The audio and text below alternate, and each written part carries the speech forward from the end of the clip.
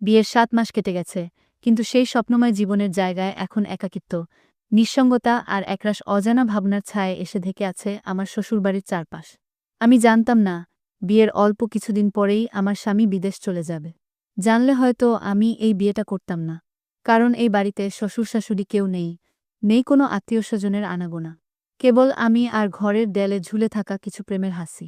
স্বামী যখন জানালো সে বিদেশ যাবে এবং আমায় একা রেখে যাবে এই নির্জন বাড়িতে, তখন আমার খুব ভয় হয়েছিল।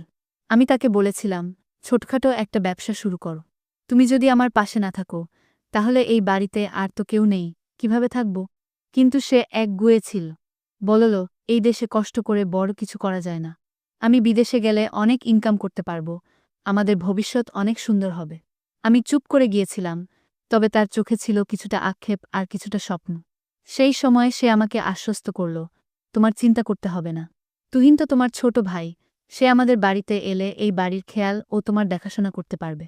তাকে এখানে রেখে দাও, তুমি ওকে একটা স্কুলে ভর্তি করিয়ে দিও। সে এখানে থেকে লেখাপড়া করবে আর তোমাকে দেখাশোনাও করতে পারবে। আমি প্রথমে দ্বিধায় পড়ে গিয়েছিলাম। তুহিন তো এখনও ছোট, ক্লাস 9-এ পড়ে। কিন্তু আমার মনের ভেতরে ভয় আর নিঃসঙ্গতার যে অন্ধকার, সেটা এতটাই ভারী ছিল যে শেষ পর্যন্ত আমি বাবাকে ফোন করে সব জানালাম। বললাম, বাবা, তুহিনকে কিছুদিনের জন্য আমার শ্বশুরবাড়িতে পাঠিয়ে দাও। আমার স্বামী বিদেশ যাচ্ছে, ও বিদেশ চলে গেলে বাজার দায়ী আর বাড়ির খেয়ালকে রাখবে। তুহিন থাকলে একটু সাহস পাব। বাবা এক মুহূর্ত থেমে বলল, তুই তো জানিস তুহিন ছোট, তাও যদি তুই মনে করিস ওর থেকে তুই সাহস পাবি, তাহলে ওকে পাঠিয়ে দিচ্ছি। তারপরেই ঠিক হয়ে গেল। আমার স্বামী যাবার 3 দিন আগে তুহিন আমাদের বাড়িতে চলে এলো। হালকা ব্যাগ, বিখাতা আর চোখে কিছুটা কৌতূহল, কিছুটা দায়িত্ববোধ নিয়ে সে ঢুকল বাড়িতে। আমাকে দেখে বলল, আপু, আমি আছি। তুমি কোনো চিন্তা করো না। দুলাভাই যাক, তুমি চিন্তা করো না। বাজার করা থেকে শুরু করে ঘরের সবকিছু আমি সামলাবো। তুমি শুধু আমাকে বল, কি দরকার। আমি তার এই আত্মবিশ্বাস দেখে অবাক হয়ে গিয়েছিলাম, আর একটু হাফ ছেড়ে বেঁচেছিলাম। তারপর 3 দিনের মধ্যেই আমার স্বামী বিদেশ চলে গেল।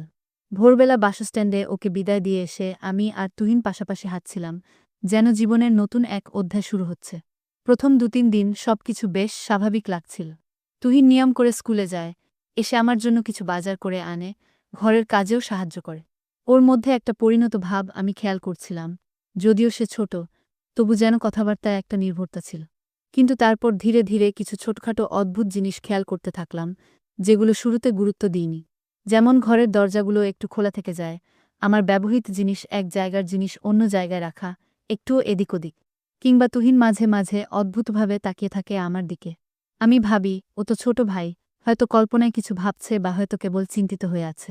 কিন্তু আমার মনে এক অজানা অস্বস্তি বাসা বাঁধছিল, যা আমি ঠিক ধরতে পারছিলাম না। হয়তো নতুন নতুন বাড়িতে আসার জন্য।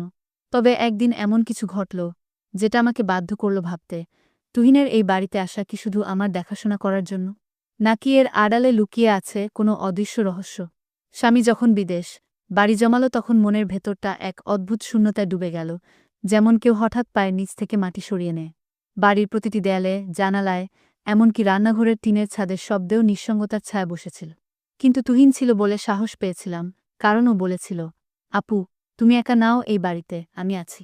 যতদিন দুলাভাই না আসে, আমি এই বাড়িতেই থাকব। আমি ওর কথায় ভরসা পেয়েছিলাম, স্কুলে ভর্তি করিয়ে দিয়েছিলাম। ক্লাস 9-এ ওর নতুন যাত্রা শুরু হয়েছিল। দিনে স্কুল, বিকালে বাজার, আর রাতে বই নিয়ে বসে পড়া, সবকিছু বেশ নিয়মমাফিক চলছিল। কিন্তু কদিন না যেতেই একটা অদ্ভুত পরিবর্তন চোখে পড়ল।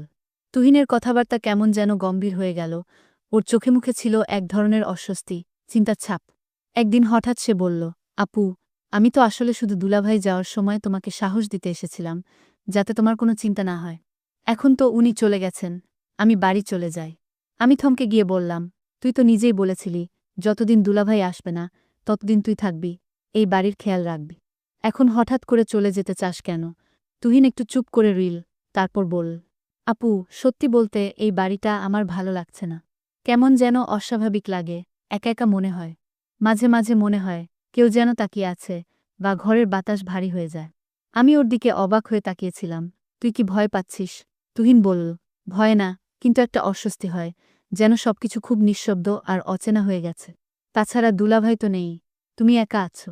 আমি তাকে বললাম, দেখ তুহিন, আমি তো তোকে বলেছি তুই থাক। আর তুই থাকলে আমার ভালো হয়। তুই যদি এই বাড়িতে না থাকিস তাহলে এই বাড়ির দেখাশোনা কে রাখবে? তুহিন খানিকক্ষণ চুপ থেকে বলল, আপু, আমি থাকব, তবে আমার একটা কথা রাখতে হবে। আমি হেসে বললাম, বল, কি চাই? ওর মুখটা হঠাৎ গম্ভীর হয়ে গেল। বলল, তুমি সেটা আমাকে কখনো দেবে না।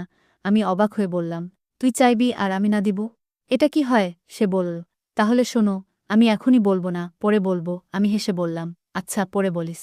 এরপর কিছুদিন সবকিছু স্বাভাবিক মনে হচ্ছিল, কিন্তু আমি মনে মনে ভাবছিলাম, তুহিন কিছু একটা মনে লুকিয়ে রেখেছে। মাঝে মাঝে রাতে আমি রান্নাঘরে পানি নিতে যাই, দেখি সে জেগে বসে আছে। আবার কখনো দেখি জানালার পাশে দাঁড়িয়ে বাইরে তাকিয়ে আছে, যদিও বাইরে তেমন কিছুই নেই। একদিন আমি জানতে চাইলাম, তুই রাতে এত জাগিস কেন? তুহিন একটু চমকে গিয়ে বলল, ঘুম আসছিল না আপু। আমি আর কিছু বলিনি। কিন্তু এরপর একটা দিন এলো, যেদিন ও আমার মুখোমুখি হয়ে বসল এবং বলল, আপু, তুমি বলেছিলে আমার কথা রাখবে, তাই না? আমি বললাম, হ্যাঁ, বল। ও বলল, তুমি আগে কথা দাও, রাগ করবে না। আমি একটু অবাক হলেও বললাম, আচ্ছা, রাগ করব না। তখন ও বলল, তুমি দুলাভাইকে অনেক ভালোবাসো, তাই না?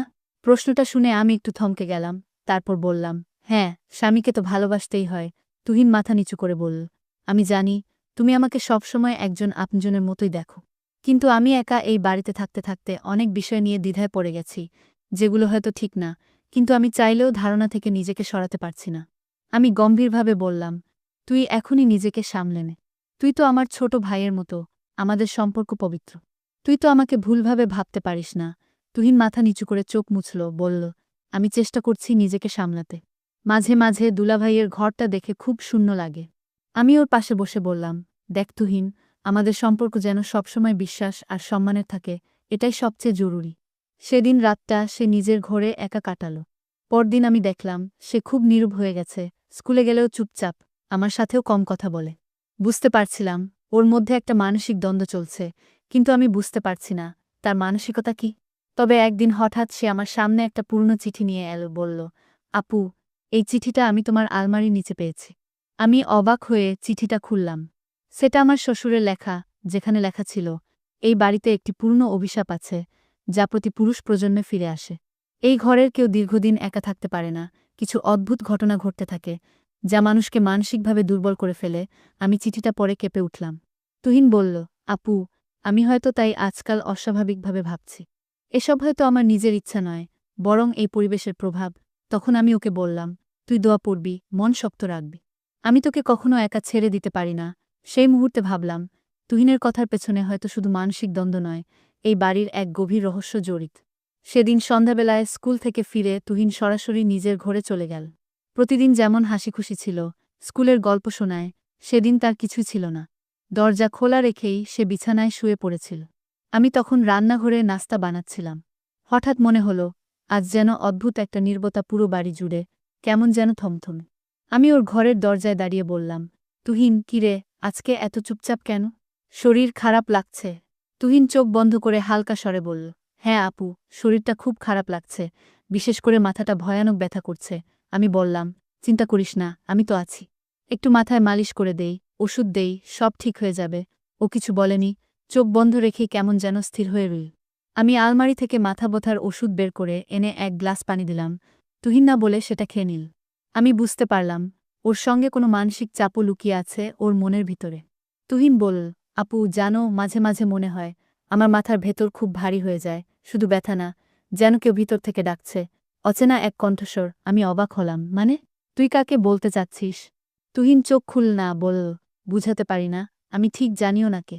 তবে রাতে ঘুম ভেঙে দেখি দরজা খোলা থাকে, জানালা থেকে বাতাস ঢুকে, আর মনে হয় কেউ ঘরের বাইরে দাঁড়িয়ে আছে। আমি ভয় পেয়ে বললাম, তুই এসব কি বলছিস? তুহিন, কারো পায়ের শব্দ, ছায়া বা এমন কিছু কি তুই দেখেছিস? তুহিন চোখ খুলে বলল, না, আমি দেখিনি, কিন্তু মনে মনে ভাবি, কেমন যেন একটা ছায়া অন্ধকারে দাঁড়িয়ে থেকে তাকিয়ে থাকে। এমনও হয় যেন কেউ আমার নাম ধরে ডাকছে। তখন ঘুম ভেঙে যায়, আমি চুপ করে গেলাম। এরকম কথা আগে সে কখনো বলেনি। মনে মনে ভাবলাম, হয়তো তুহিনের মাথায় কোনো ভয়ের ছাপ কাজ করছে, অথবা পড়ালেখার চাপ, বাড়ির নিঃসঙ্গ পরিবেশ, এসবই ওর মানসিক অবস্থায় প্রভাব ফেলছে।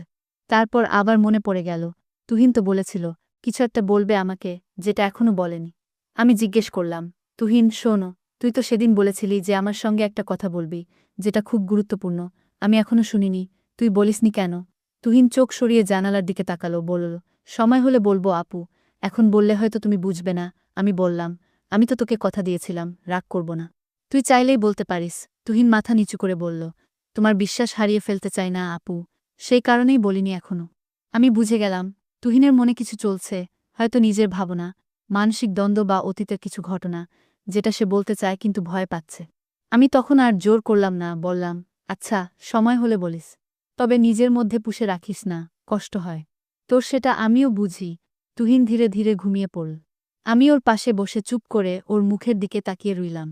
ছেলেটা বড়ই অদ্ভুত হয়ে যাচ্ছে, কিছু একটা লুকিয়ে রাখছে, অথচ সেটা তাকে কষ্ট দিচ্ছে, মানসিকভাবে ভেঙে দিচ্ছে। রাত বাড়ছিল, বাইরে হালকা বৃষ্টি শুরু হয়েছিল। আমি উঠে গিয়ে জানালাটা বন্ধ করলাম, তারপর ঘর থেকে বের হয়ে চলে আসলাম আমার ঘরে। রাত 2টো নাগাদ হঠাৎ ঘুম ভেঙে গেল আমার। ঘরের জানালার বাইরে কুকুরের ডাকে ঘুম ভেঙেছিল, তারপর একটা চাপা শব্দ পেলাম, তুহিনের ঘর থেকে যেন কারো কান্নার শব্দ। আমি দ্রুত উঠে গিয়ে ওর ঘরের দিকে গেলাম। দরজাটা আধা খোলা ছিল, আমি ভিতরে গিয়ে দেখলাম, তুহিন বিছানায় বসে কাঁদছে। আমি বললাম, তুহিন, কি হয়েছে রে? দুঃস্বপ্ন দেখেছিস?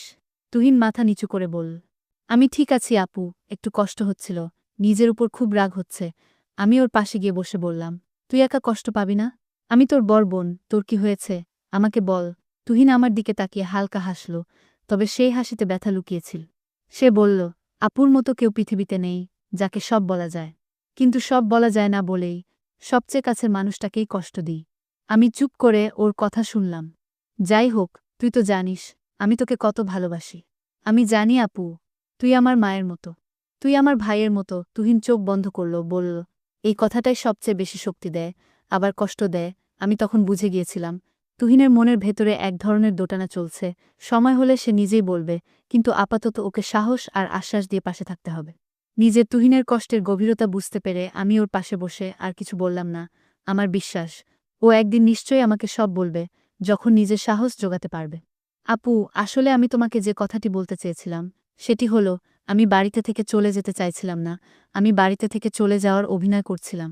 আমি তোমাকে পরীক্ষা করেছিলাম, যে তুমি আমার বড় বোন, কতটা আমাকে খেয়াল রাখো। কিন্তু আপু, আমি একটা বিষয় বুঝতে পারলাম, আসলে আমি তোমাকে কোনো কথাই বলতে চাই না, এটা আসলে আমি এমনি বলেছিলাম, দেখি তুমি কি করো। কিন্তু তুমি এটাই প্রমাণ করলে যে, ভাই বোনের সম্পর্ক সারা জীবন যেন পবিত্র থাকে, এবং এই সম্পর্ক যেন কোনোদিন শেষ না হয়ে যায়। আর তুমি এমনভাবে আমার দেখাশোনা করেছ, সেটা নিজের মায়ের মত। আসলেই তুমি একজন সত্যিকারের বোন, যার কোনো তুলনা হয় না। পরদিন সকাল, সূর্যের নরম আলো ঘর ভর্তি করছিল। তুহিন যে একটু হালকা লাগছিল, কিন্তু ওর চোখে সেই দৃষ্টির ছায়া মুছে যায়নি, ওর মধ্যে এখনো লুকানো সেই গল্প, সেই বেদনাই ছিল। আমি ওকে খাওয়াতে নিয়ে আসলাম, ওর প্রিয় প্যানকেক আর চায়ের কাপ হাতে দিয়েছিলাম। তুহিন ধীরে ধীরে খেতে লাগল। এভাবেই আমাদের গল্প শেষ হলো, এক ভাইবোনের অটুট বন্ধন, যেখানে ভালোবাসার বোঝাপড়াই ছিল সবচেয়ে বড় অস্ত্র। জীবনের যে কোনো ঝড়কে আমরা একসাথে মোকাবেলা করব, কারণ আমরা পরিবার। বন্ধুরা, আজকের গল্পটি এখানেই শেষ করলাম। যদি গল্পটি ভালো লাগে, তাহলে অবশ্যই আমার চ্যানেলটিকে সাবস্ক্রাইব করে পাশে থাকবেন। ধন্যবাদ।